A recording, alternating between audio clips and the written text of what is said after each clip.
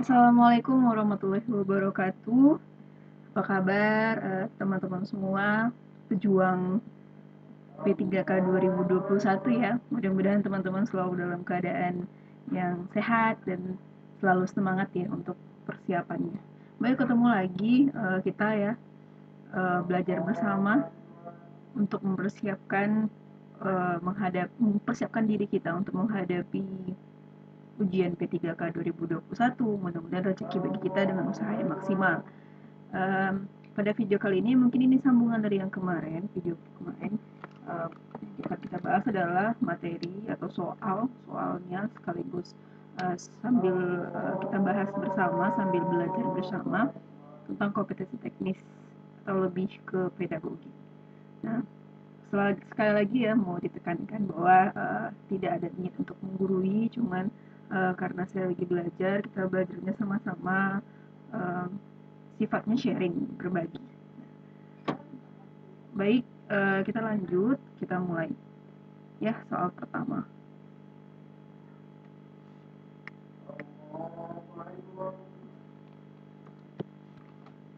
Agar PTK dapat diterapkan secara melembaga, diperlukan berbagai kondisi atau persyaratan. Nah, kondisi tersebut antara lain sebagai berikut, kecuali.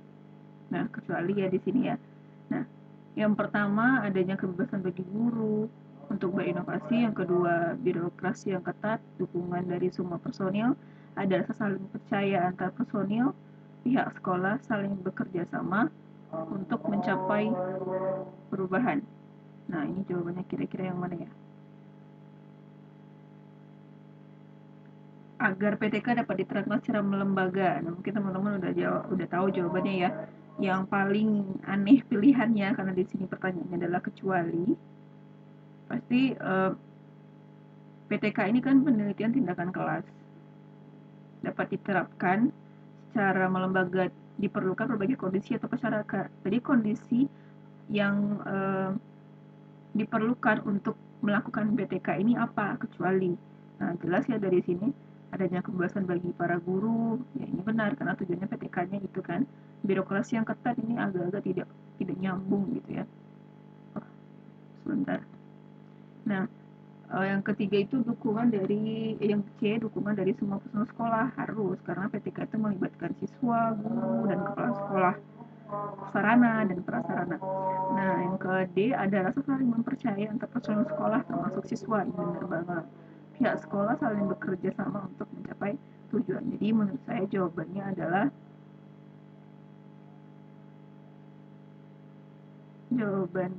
itu B ya. Aduh, ini pensilnya nggak keluar. Maaf, tunggu sebentar. Mana ya? Oh, ini. Nah, mungkin teman-teman bisa lihat pembahasannya. Jawaban menurut mungkin teman-teman juga sama sih jawabannya sama saya, dengan saya, yaitu jawabannya B. Birokrasi yang ketat ya, yang bukan merupakan kondisi yang harus ada ketika kita melakukan PTK.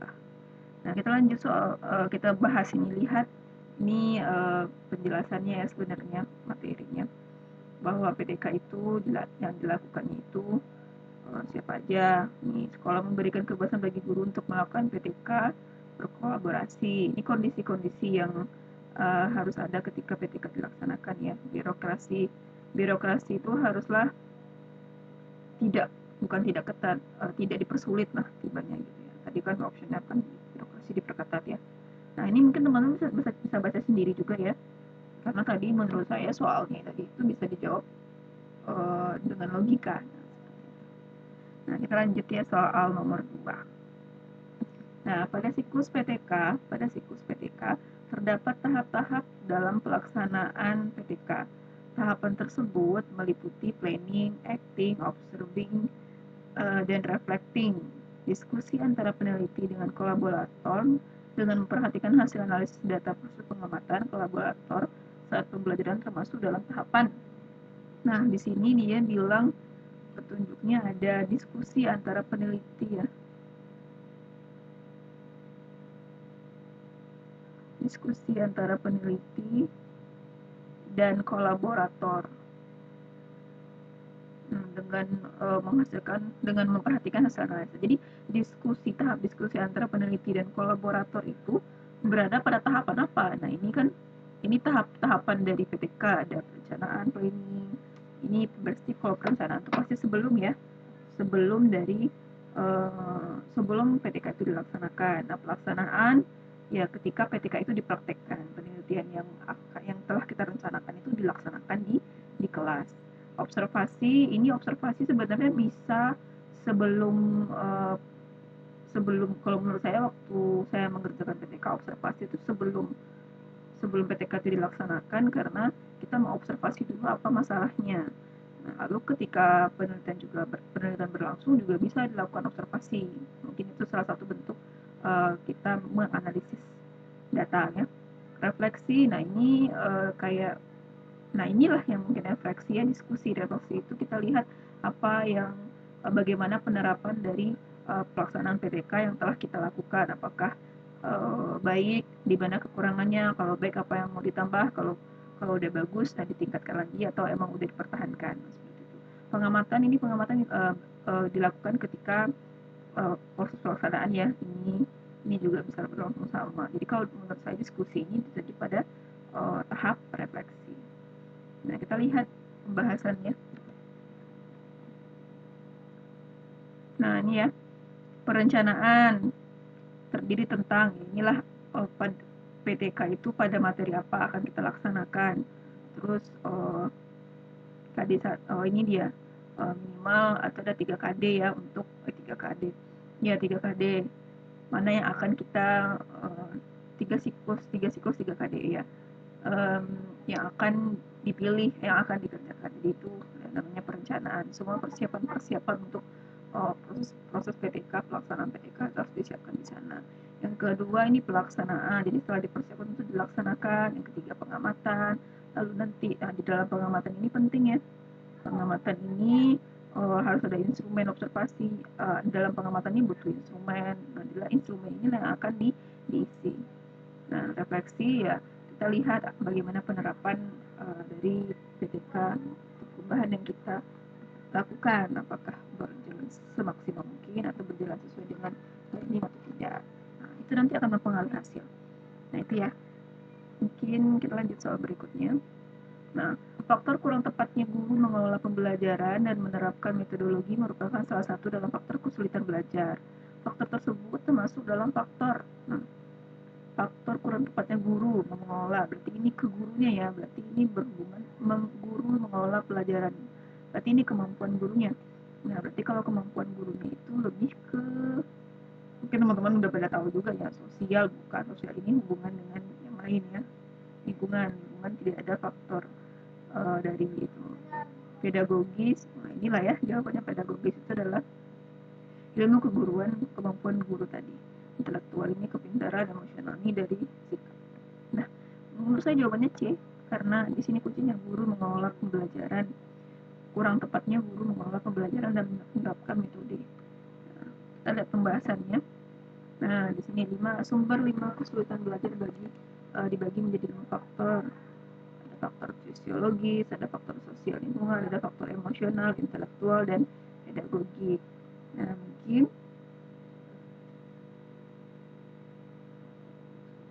mungkin untuk teman-teman bisa dibaca aja ini ya, cukup jelas, tidak perlu saya, kadang kalau saya ngomong itu, kadang saya membaca ini juga itu kadang mengganggu. Kalau dibaca sendiri kayaknya itu lebih tenang, pengalaman pribadi kayak gitu. Kita lanjut soal berikutnya, nomor 4. Guru merasa materi pelajaran telah disampaikan dengan jelas dan dapat diterima baik oleh siswa. Namun setelah dites, nilainya kurang memuaskan.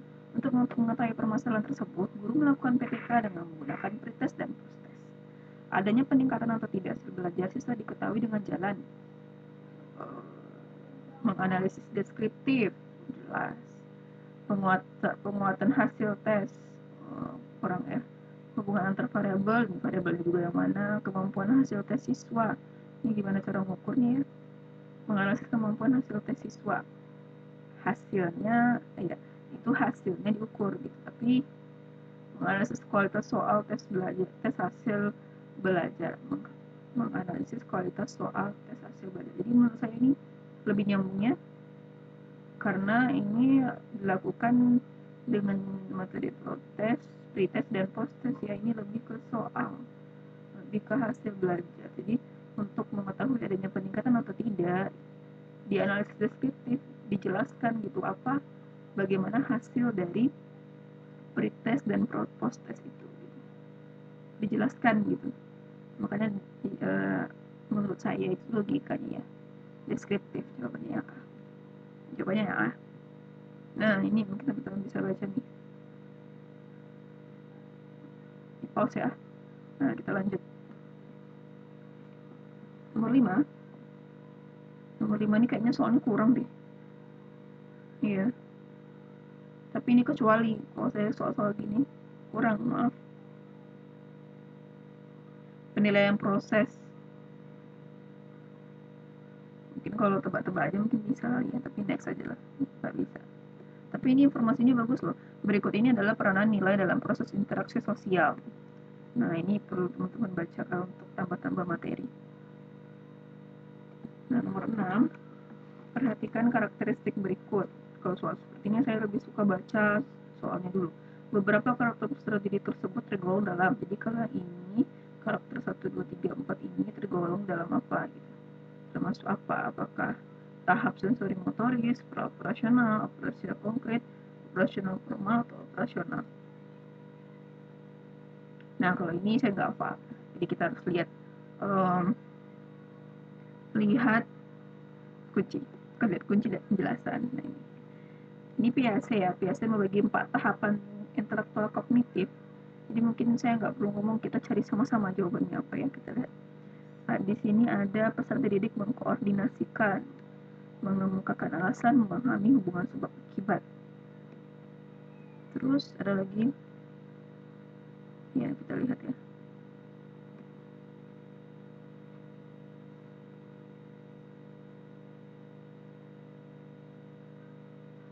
Nah, di ciri-cirinya, ciri-ciri pokok sensori motor ya. Dimulai dari 0 sampai 2 tahun. Nah, kalau ini peserta didik udah nggak mungkin lagi 0 sampai 2 tahun ya. Nah, kalau pra-operasional, ciri pokoknya pada tahap ini pada penggunaan simbol atau bahasa mulai berkembangnya konsep-konsep intuitif. Tahap ini dibagi menjadi 2, yaitu pra-operasional dan intuitif. Pra-operasional umur 2 sampai 4 tahun anak mampu menggunakan bahasa dan mengembangkan konsepnya. Walaupun masih sangat sederhana. Begitu. Oh, berarti emang ini bukan tahun ya. Kita lihat dulu. Oh, kalau sensori motor ini ciri-cirinya kemampuan yang dimiliki antara lain melihat dirinya sebagai makhluk yang berbeda dengan objek sekitarnya, mencari rangsangan. Nah, kalau ini telah mampu menggunakan bahasa dan mengembangkan konsep walaupun masih sangat sederhana. Kalau operasi konkret, anak-anak sudah mulai menggunakan aturan-aturan yang jelas dan logis dan ditandai dengan adanya reversibel dan kekekalan. Nah, coba kita lihat. Berarti jawabannya menurut saya ini B ya, pra-operasional. Pra-operasional ya, lebih cocok. Nah, lanjut nomor 7. Next. Peserta didik dapat mengambil keputusan dan memecahkan masalah berdasarkan pertimbangan sendiri dan bertanggung jawab terhadap resiko yang mungkin terjadi dengan kemampuan. Ini ada peserta didik dapat mengambil keputusan, memecahkan masalah pertimbangan sendiri. Berarti sendiri dari dalam. Sendiri dari dalam. Jadi dia sendiri yang bertanggung jawab. Jadi kalau dari bahasa nih, saya belum tahu materi ini, tapi kalau dari bahasa pasti ada innernya. Ini B nih. Kalau objek itu lebih ke hal, something gitu. Outer, eksternal, di luar, kooperatif itu kerjasama bersama. Nah, kita lihat teorinya, jawabannya B. Nah, ini ya, ada penjelasannya. Teknik inner control, maksud dari teknik external control. Nah, mungkin teman-teman bisa baca. Nah, di pause ya, kita next. Kurikulum harus mampu mengembangkan sesuatu yang baru sesuai dengan perkembangan yang terjadi dan kebutuhan-kebutuhan masyarakat pada masa sekarang dan akan datang. Pernyataan tersebut ada dalam peranan evaluatif, kritis, kreatif, konservatif, psikomotorik. Evaluatif, kritis. kita lihat di sini, mengembangkan sesuatu yang baru. Nah, kalau ini kalau bagi saya ini clue-nya. Mengembangkan sesuatu yang baru berarti itu sifatnya inovasi atau kreativitas ya. Kalau kreatif itu kan luas sifatnya, pasti ada selalu ada yang baru. Nah, kalau evaluatif kan, kalau saya bahasanya ini evaluatif itu ujian ya, kayak ya semacam analisis ujian gitu. Kalau kritis, kritik, konservatif. Nah, jawabannya menurut saya sih kreatif ya. Nah, kita lihat penjelasannya. Nah, ini ada di sini. Peranan kreatif menekankan bahwa kurikulum harus mampu mengembangkan sesuatu yang baru sesuai dengan perkembangan yang terjadinya. Ada ya, jadi benar. Kreatif jawabannya. Nah, teman-teman juga bisa baca, kita lanjut. Nomor 9, ini baru komponen EPP. Yang pertemuan kemarin prinsip ya sebenarnya, itu bukan komponen. Baca soalnya dulu. Berdasarkan komponen EPP tersebut, prinsip yang digunakan adalah komponennya mengenal kegiatan musyawarah, 2 ciri kegiatan musyawarah, peserta didik dapat menyebutkan ciri kegiatan musyawarah dengan benar. Nah, ini prinsip komponen dari prinsip-prinsip yang dapat digunakan pada komponen tersebut adalah mengenal kegiatan musyawarah, menyebutkan ciri-ciri musyawarah, tujuan pembelajarannya, peserta didik dapat menyebutkan ciri-ciri kegiatan musyawarah dengan benar. Berarti memperhatikan perbedaan individu serta peserta didik, memberikan umpan balik dan tidak lanjut, belum ya.